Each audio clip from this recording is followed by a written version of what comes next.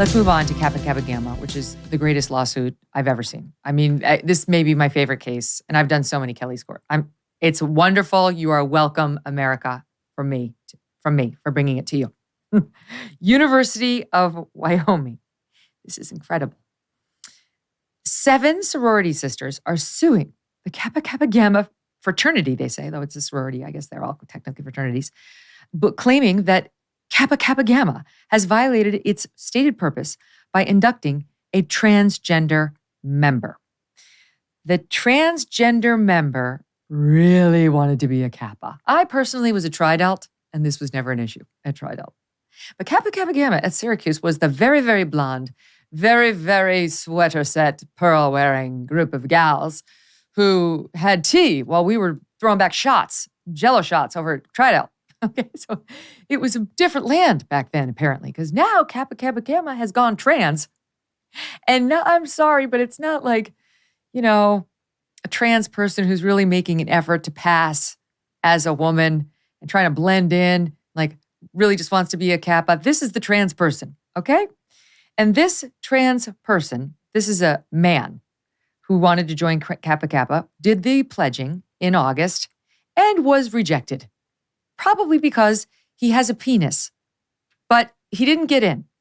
Then he decided to go through the informal process that came a couple months later, where it's called like an open bid.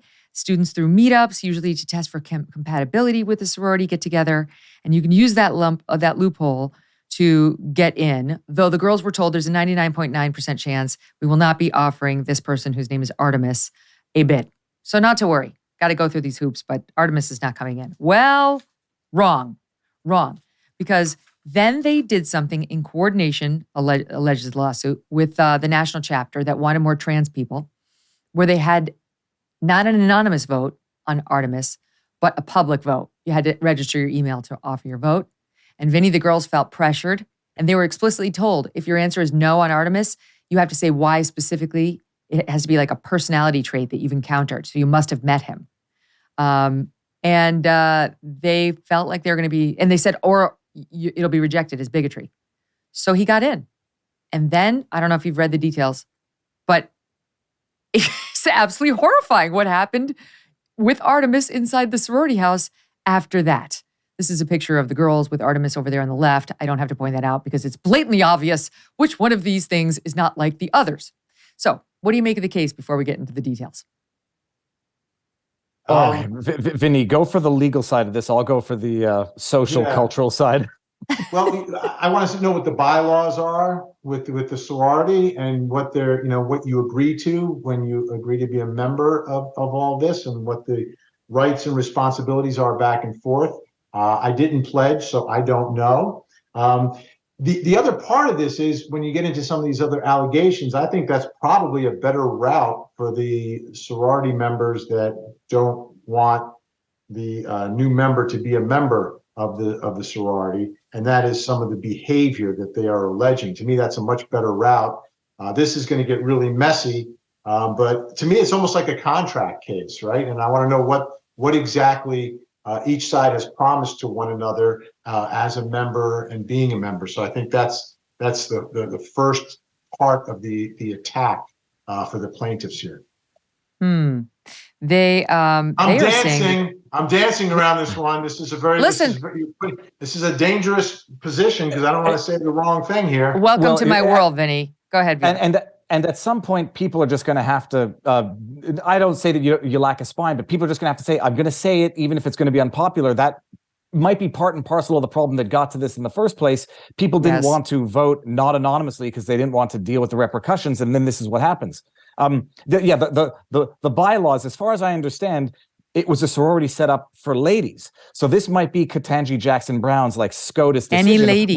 They use that. 1871 bylaws say any lady may become a candidate for membership who shall be of good moral character and above average talent. By the way, Artemis, not for nothing, has a 1.9 GPA. 1.9. this might be the moment when Ketanji Jackson Brown gets that expert biologist on the stand at SCOTUS to say what a woman is. Like, what's a lady? What was a lady in 1870? It's a no-brainer what was intended by the bylaws.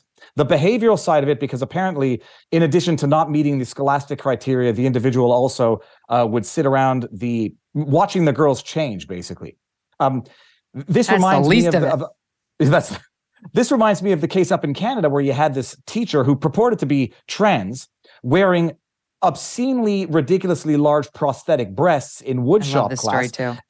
And I'm convinced that this is people trolling, and these are people who are trying to push the limits of push the limits of a tolerant society. Disagree. Sexual fetishes working themselves out on our children and our sorority sisters. That's what it's not a troll. That guy in Canada is a dude who takes off those enormous breasts. He was caught by Rebel News up there. It's the most unbelievable report I've ever seen. That 10 minutes by the Rebel News was spectacular. They chased him down. It's Kayla Lemieux without the enormous boobs. And he runs, and then the Rebel News reporter runs. They're a farce.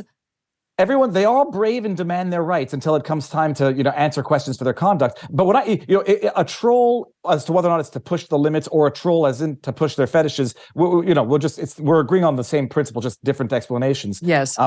But it is, this is what happens when women who have been reluctant to be vocal about defending women's rights, in the name of tolerance, in the name of, social media virtue signaling sort of that type of currency, don't say anything. And then lo and behold, you now have to change in front of a biological male. It's like, Megyn, I've been saying this for a little while. 5 years ago, under the hashtag Me Too movement, Jeffrey Rush was being canceled because he allegedly exposed himself to female members of crew on a film. And now you got Riley Gaines, you got these sorority girls here who are being compelled to undress in front of biological males. And they're being, in Riley Gaines' case, even physically assaulted by men while speaking up for women's rights. The world has gone absolutely topsy-turvy mad. And it takes a bit of courage and a bit of willingness to deal with the blowback to say, I'm voting against it, and here's why, and I'm within my rights. And if you do I wish I had been in this sorority. I wish I had been in this. I would have walked right over Artemis and said, what the fuck are you doing with your hand down your pants? Get your hand out of your pants right now and get the hell out of this sorority right now before I call the police on your ass. You are 100% evicted from the sorority. The only question now is whether you're going to prison. That's it. All right, you're kicked out. I'm probably going to sue you. And my next call is going to be to 911. Get out. Here's what he did. The lawsuit accuses, allegedly, the lawsuit accuses him of sitting on the couch in the second floor common area, not studying, watching the women. The women felt uneasy as he stared at them without talking for hours. One sorority member walked down the hall to take a shower wearing only a towel. She felt an unsettling presence, turned, and saw Artemis watching her silently. The lawsuit alleges that Artemis behaved inappropriately around the sorority sisters on numerous occasions, including once when Artemis had an erection visible through his leggings. Other times, he had a pillow in his lap. Oh, I wonder what was going on beneath that pillow. The complaint alleges that Artemis took photographs of the women at awkward moments when they were not prepared when they were at a sorority slumber party. Artemis, I am going to beat the... Okay. Then the question... apparently he repeatedly questioned the women about what vaginas look like, breast cup size, whether women were considering breast reductions and birth control. You know what? I've had this experience with newly trans people myself. They think that women sit around and talk about this shit. We don't. That is not what women sit around and talk about. Like, they think this is like fitting in. Look, what does your vagina look like? Abby, what is... I'm afraid I cannot partake in this. I can't partake in this portion of the conversation. But Megyn, you say I would have called the cops. If you're in Canada and you call the cops, like you saw what happened to Billboard Chris out in Vancouver, where he gets physically assaulted by a man and then the cop is there saying, "Well, you're wearing a billboard that says children can't consent to puberty blockers. That's provocation." I mean, you're not even sure to get justice from the police or the courts. It's what happens when the entire system has been captured by ideology. Oh my gosh, you're so right. Suit. This should be a sexual harassment suit. That's what it should be. That should be your basis, and you bring in the sorority as well for enabling all of it. That's where you have to go. Let them fight that. Let them fight that fight. That's the one that you want. Then You you've got the whole- endangered us. Exactly right. You endangered us. You pressured us. You made us unable to reject this person who we could identify as a potential pervert. And then we were subjected to his lewd and lascivious behaviors. Going to bed at a decent hour did not always mean I got enough sleep. Often I was too hot, too cold, not that comfortable. That changed with my Cozy Earth bedding. The softest, most luxurious, it really is, and responsibly sourced bedding on the planet. Cozy Earth bedding is naturally temperature regulating, so I sleep great in any weather. And I am not alone. Allison leaves this 5-star review. Love them. Softest, most comfortable sheets I've ever slept on. Cozy Earth bedding is made from 100% premium viscose from bamboo. Cozy Earth is so confident you are going to love their products. They offer a 100-night sleep trial, which means you have up to 100 nights to sleep on it, wash it, try it out. If you're not completely in love, just send it back for a full refund. Whether it's their luxury sheets, their loungewear, pajamas, or new bath towel collection, you will love shopping at Cozy Earth. And now you can order their bedding in 5 awesome colors. Hurry though, save 35% right now on Cozy Earth. Go to CozyEarth.com, enter my promo code Megyn, and save 35%. CozyEarth.com, promo code Megyn, M-E-G-Y-N, CozyEarth.com. Hey, thanks so much for watching. If you like what you just saw, hit the subscribe button for more clips and full episodes.